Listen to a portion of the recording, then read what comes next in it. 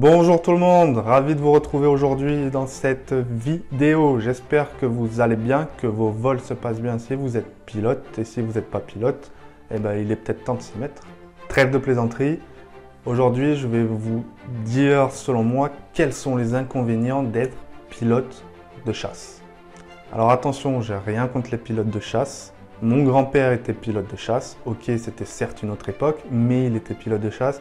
Et je pense que les pilotes de chasse, ça reste l'élite des pilotes. Très peu sont capables de le faire. Donc, il y a quand même beaucoup d'avantages d'être un pilote de chasse. C'est que vous êtes quand même un très bon pilote si vous êtes pilote de chasse. Mais je vais quand même vous dire, selon moi, quels sont les inconvénients que peuvent amener le fait d'être pilote de chasse. Et ce n'est pas fait pour tout le monde non plus. Premièrement, l'armée. Oui, pour être pilote de chasse, vous le savez très bien, il faut faire partie de l'armée. Donc pourquoi je le mets en inconvénient? Je n'ai rien contre l'armée. Simplement, certaines personnes ne sont pas faites pour être dans l'armée. L'armée, c'est spécial. Ça demande une discipline à part entière. Ça demande de la rigueur et ça demande surtout d'aimer les ordres. D'être aux ordres et de ne pas dire non, je ne veux pas, non, je ne peux pas. Vous devez obéir coûte que coûte. Vous servez votre pays, vous êtes, vous êtes une ressource dont votre pays, donc la France, va se servir pour servir ses intérêts. Vous devez obéir, vous n'avez pas votre mot à dire, vous êtes une pièce utile au fonctionnement du pays. Et comme je le dis, ce n'est pas fait pour tout le monde, ok? Moi, personnellement, par exemple, je sais que je n'aurais jamais pu être dans l'armée. Mais c'est moi, c'est mon caractère, c'est ma façon de penser. Ça, c'est personnel et c'est propre à chacun. Deuxième inconvénient, selon moi, c'est l'engagement. Sachez que quand vous vous engagez dans l'armée, donc là on parle bien de l'armée de l'air en tant que pilote de chasse, vous devez aller au bout de votre engagement. Et l'engagement minimum, c'est de 10 ans. Et ces 10 ans sont bien entendu après renouvelables ou pas.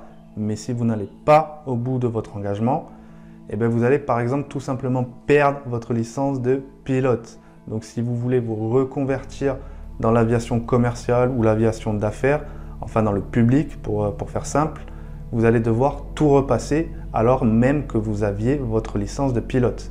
Donc, c'est quand même une chose à prendre en compte. Si vous vous lancez dans l'armée, sachez que vous en avez minimum pour 10 ans à tirer. Façon de parler, à tirer, c'est pas la prison non plus. Troisième inconvénient selon moi, le salaire. Alors oui, dans l'armée, vous êtes logé, nourri, vous avez des facilités pour vous déplacer par exemple en train, mais sachez qu'un salaire de pilote de chasse, il est largement inférieur à un salaire de pilote de ligne ou de pilote de jet privé. De toute manière, vous ne pouvez pas rentrer dans l'armée en espérant gagner beaucoup d'argent. Ce n'est pas le but. Le but d'être dans l'armée, c'est servir votre pays. C'est très louable, même si moi, personnellement, comme je vous l'ai dit, je ne pourrais pas être dans l'armée, mais ça, voilà, c'est mon caractère, c'est ma façon de penser. Bref. Mais le salaire, sachez qu'en tant que pilote de chasse, il ne va pas être mirobolant. Ça ne va pas être quelque chose de fou. Donc si l'argent c'est une de vos préoccupations et que vous souhaitez absolument devenir pilote professionnel, orientez-vous plutôt vers une carrière de pilote de ligne, que ça soit dans le commercial ou dans l'aviation d'affaires. Quatrième et dernier inconvénient que je vois selon moi, c'est la vie de famille. En tant que militaire, vous allez aller là où on vous dit d'aller. Vous n'allez pas vivre où vous le souhaitez, vous allez vivre où on vous dit d'être. Si on vous demande d'être dans telle base aérienne pendant tant de temps, vous allez être dans telle base aérienne pendant tant de temps. Vous n'avez pas votre mot à dire.